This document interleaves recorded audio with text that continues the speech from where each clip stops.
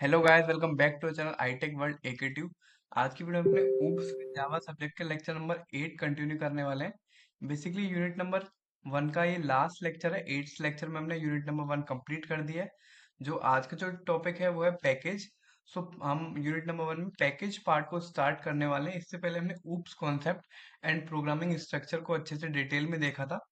सो इस वीडियो में हम बात करेंगे पैकेजेस की। एक ही वीडियो में आपका पूरा पैकेज का पार्ट कंप्लीट करेंगे। सो पैकेज में हम पढ़ने वाले हैं, हम पैकेज को कैसे डिफाइन करते हैं, इसकी क्लास पाथ सेटिंग कैसे रीडिफाइन करेंगे हम, और जार फाइल्स हैं उनको कैसे बनाएंगे, और इंपोर्ट एंड स्टैटिक इंपोर्ट क्या होता है, उसके नेमिंग नेमिंग कन्वेंशन क्या होता है पैकेजेस के। सो बेसिकली स्टार्ट करते हैं हम अपने बेसिक पॉइंट से। पैकेज क्या होता है? तो पैकेज अभी तक हमने अपने प्रीवियस लेक्चर में डिस्कस किया था पैकेज क्या होता है। सो अभी हमने ऊप्स का कॉन्सेप्ट पढ़ लिया, तो मैं इनकैप्सुलेशन के टर्म में इसकी डेफिनेशन आपको बताऊंगा। सो बात करें इसकी टेक्निकल डेफिनेशन की। A package in Java is a mechanism to encapsulate a group of classes, sub packages and interfaces. जैसे कि हमने इनकैप्सुलेशन पढ़ा था, उसमें हम डेटा एंड मेथड्स को उसके अंदर इनकैप्सुलेट करते थे, हाइड करके रखते थे। तो सिमिलरली पैकेज में भी, जावा में ये है कि जितने भी हम क्लासेस बना रहे हैं, उनके ग्रुप बना रहे हैं, सब पैकेजेस बना रहे हैं, इंटरफेसेस बना रहे हैं, उनको हम एक पैकेज के अंदर इनकैप्सुलेट करते हैं। राइट। अगर मैं आपको रियल लाइफ एग्जांपल दूं, तो फॉर एग्जांपल आपके घर में कोई भी अलमीरा होगी। तो हम अलमीरा में क्या करते हैं? अपने क्लॉथ्स रखते हैं, अपनी ज्वेलरीज, अपने कैश, ये सारी चीजें रखते हैं। तो पैकेज क्या है? पैकेज एक अलमीरा है जिसके अंदर हम अपनी सब classes, group of classes, sub packages, interfaces, इन सबको स्टोर करते हैं। राइट। सो अब बात करते हैं पैकेज किस लिए यूज होता है। तो अगर आप अलमीरा वाला एग्जांपल लेंगे तो उसी से हम उसके पैकेज के यूजेस को भी समझ सकते हैं। तो पहला है प्रिवेंटिंग नेमिंग कॉन्फ्लिक्ट्स। सो हम पैकेज के अंदर क्या कर सकते हैं? दो क्लासेस को यूज कर सकते हैं डिफरेंट नेम की, या फिर सेम नेम की दो क्लासेस को दो पैकेजेस के अंदर यूज कर सकते हैं। फॉर एग्जांपल, एक अलमीरा है आपके घर में, उसके दो कंपार्टमेंट है, एक आपका है, एक आपका ब्रदर या सिस्टर है उसका है।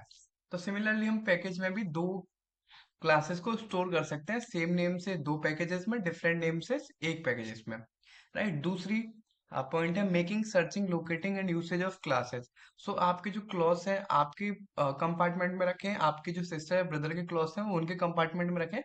तो जो आपके क्लॉथ की सर्चिंग है, आपके ज्वेलरीज की जो सर्चिंग है वो इजी हो जाएगी। क्यों? क्योंकि आपको ऑलरेडी पता होगा कि मेरे जो क्लॉथ्स रखे हैं वो किस कंपार्टमेंट में रखे हैं। तो अगर आप अलमीरा वाले एग्जांपल से रिलेट करके पैकेज को समझेंगे तो आपके लिए एग्जाम में लिखना और इजियर होगा। अब बात करते हैं थर्ड पॉइंट की, प्रोवाइडिंग कंट्रोल्ड एक्सेस। तो अभी तक हमने पढ़ा प्रोटेक्टेड, प्राइवेट, पब्लिक, डिफॉल्ट, ये सब क्या होते हैं एक्सेस। तो सिमिलरली अगर आपकी कोई अलमीरा है उसमें आप अपना लॉक लगा सकते हैं। तो आपका जो भी सामान होगा वो प्रोटेक्टेड हो जाएगा, सिर्फ आप ही उसको एक्सेस कर पाएंगे, आपके कपड़े आप ही देख पाएंगे। फॉर एग्जाम्पल आप उसको पब्लिक करना चाहते हैं, यानी बिना लॉक के रखना चाहते हैं, तो वो भी रख सकते हैं। तो ये किसकी मदद से पॉसिबल है? पैकेज की मदद से। And last and important point, packages can be consider as data encapsulation. जो भी हमने पढ़ा था प्रीवियस लेक्चर में, डेटा इनकैप्सुलेशन को प्रोवाइड करता है। यानी कि जो भी हमारा सामान है, हमारे क्लॉथ्स, ज्वेलरी, कैश, ये था, उसको हाइड करने में हेल्प करता है पैकेज। पैकेज बेसिकली दो तरीके के होते हैं। अगर इनकी टैब्स की बात करें तो पहला होता है यूजर डिफाइंड पैकेज, दूसरा होता है inbuilt package. User defined package जो होते हैं, जो यूजर क्रिएट करता है अपनी नीड के according. But while on the other hand, inbuilt packages वो पैकेजेस होते हैं को जिनकी functionality Java already by default provide करती है। सो डिफाइनिंग पैकेज, पैकेज में सिर्फ इतना ही। अब बात करते हैं class path settings for a package. So class path क्या होता है? क्लास पाथ वर्ड का मतलब होता है ये एक लोकेशन होती है, राइट। अब क्लास पाथ इन जावा क्या होती है? Class path describe the location where all the required files are available which are use in the application. So class path एक ऐसी लोकेशन बताती है, जैसे अपने डेस्कटॉप में आपको पाथ पता होगा। पाथ क्या होता है? एक लोकेशन होती है। रास्ते को भी बोलते हैं एक तरह से पाथ। तो क्लास पाथ एक लोकेशन बताती है जहाँ पे हमारी जितनी भी रिक्वायर्ड फाइल्स हैं हमारे डेस्कटॉप में स्टोर होती हैं। वो किस लिए यूज होती है? जावा को रन करने के लिए। So Java compiler and JVM, Java virtual machine, जो वो क्लास पाथ को यूज करती है जिससे कि रिक्वायर्ड फाइल्स हैं उनको हम लोकेट कर सके।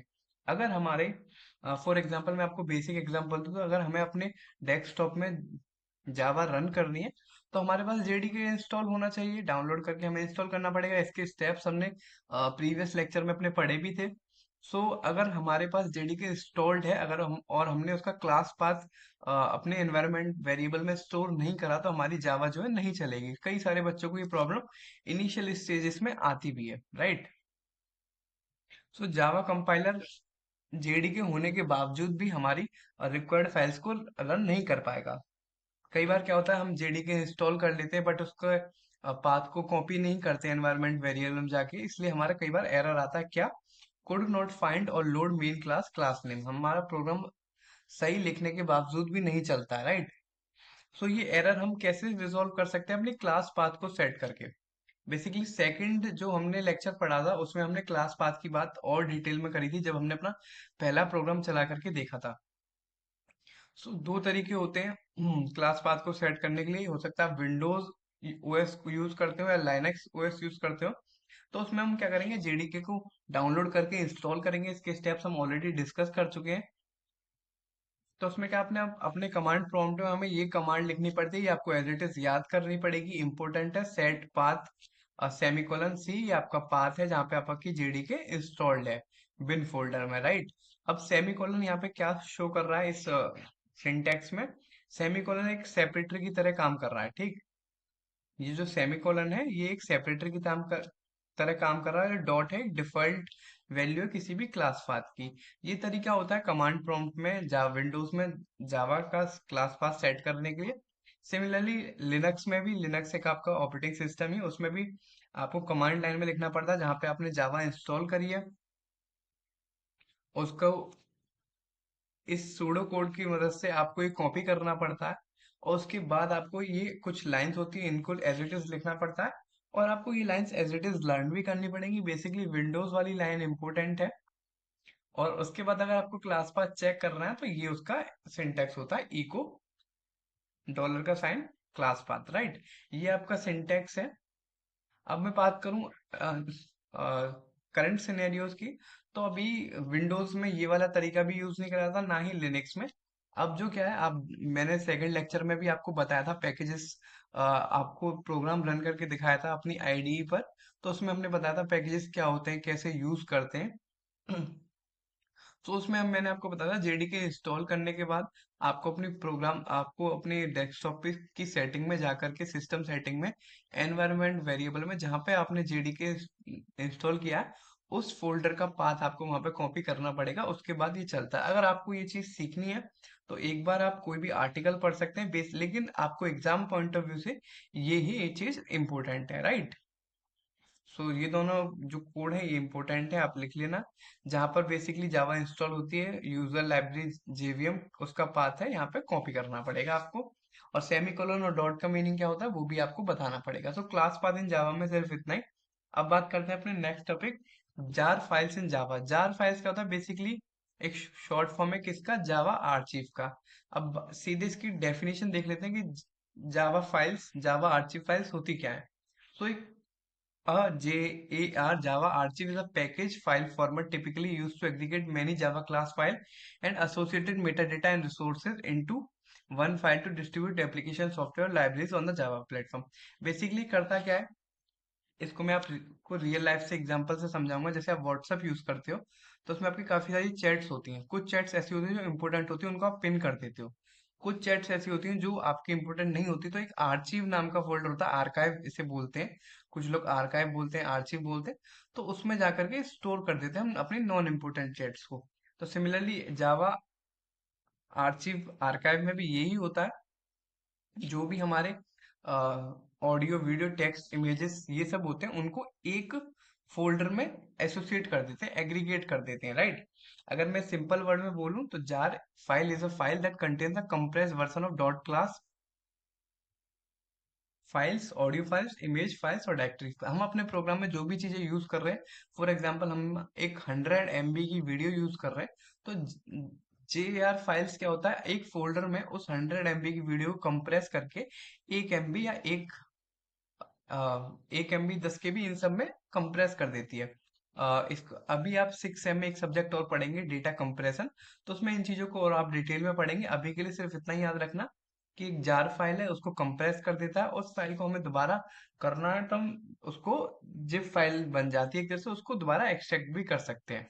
बेसिकली ये टास्क किस लिए यूज होता है, इसमें लॉसलेस डाटा कंप्रेशन होता है, आर्काइविंग डिकम्प्रेशन और आर्काइव अनपैकिंग, ये बेसिकली आपके डेटा कंप्रेशन के टॉपिक्स है, राइट।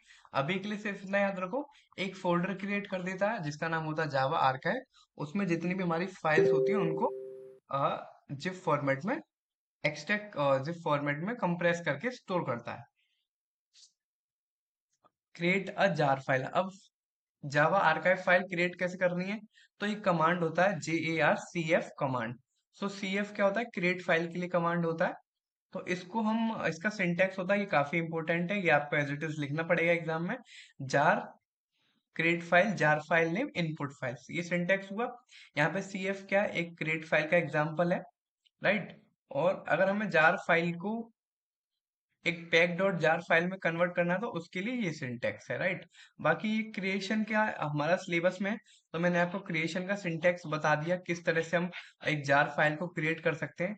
बट इसके साथ हम और भी ऑपरेशंस है वो एक जार आर्काइव, जावा आर्काइव फाइल पर परफॉर्म कर सकते हैं, जैसे कि जार फाइल को देखना, एक्सट्रैक्ट करना, अपडेट करना, रन करना। बेसिकली 5 ऑपरेशन होते हैं, क्रिएट करते हैं सबसे पहले, उसके बाद उसे देखते हैं, फिर एक्सट्रैक्ट करते हैं, अपडेट करते हैं, रन करते हैं। अभी के लिए हमारे लिए क्रिएशन इंपॉर्टेंट है, इसका सिंटेक्स इंपॉर्टेंट है, इसलिए मैंने वो इसमें कंसीडर किया है, राइट। अब बात करते हैं अपने नेक्स्ट टॉपिक्स पे। तो उससे पहले अगर आप मेरे चैनल पे पहली बार विजिट कर रहे हैं और आपको प्लेलिस्ट पसंद आ रही है, 8 लेक्चर में मैंने यूनिट नंबर 1 कंप्लीट की है, इसके बाद हम यूनिट नंबर 2 को स्टार्ट करेंगे। सो प्लीज आप मेरे चैनल को सब्सक्राइब जरूर करें। एंड जावा के साथ साथ अदर प्लेलिस्ट भी है हमारे चैनल पे, साइबर सिक्योरिटी की, टेक्निकल कम्युनिकेशन की, यूनिवर्सल ह्यूमन वैल्यूज की, एंड टफल की, इन सब की प्लेलिस्ट आपको मिल जाएगी बीटेक AKT यूनिवर्सिटी की। तो एक बार आप उसको जरूर एक्सेस करें। बाकी आपको कोई डाउट हो तो आप मेरे सोशल मीडिया हैंडल से भी ऐड हो सकते हैं। एंड प्लीज चैनल को सब्सक्राइब करना ना भूलें, एंड बेल आइकन को जरूर प्रेस करें ताकि AKT यूनिवर्सिटी से रिलेटेड कोई भी नोटिफिकेशन आपसे मिस ना हो। अब बात करते हैं अपने next topic, package naming conversion in Java. So in Java package plays a important role in preventing naming conflict, अभी जो हमने बात करा नेमिंग कॉन्फ्लिक्ट्स, और कंट्रोलिंग एक्सेस और making searching usages of classes, enumeration, interfaces, annotation, इन सब की हमने पैकेज की स्टार्टिंग में बात करी थी कि पैकेज का क्या क्या जो रोल हो सकता है, उनके लिए काफी इंपॉर्टेंट रोल प्ले करता है पैकेज जावा में। सो कुछ इसके नेमिंग कन्वेंशन होते हैं, नेमिंग कन्वेंशन मतलब कुछ रूल्स होते हैं, पहला, ताकि हम अनवांटेड पैकेज नेम क्रिएट करने से बच सकें।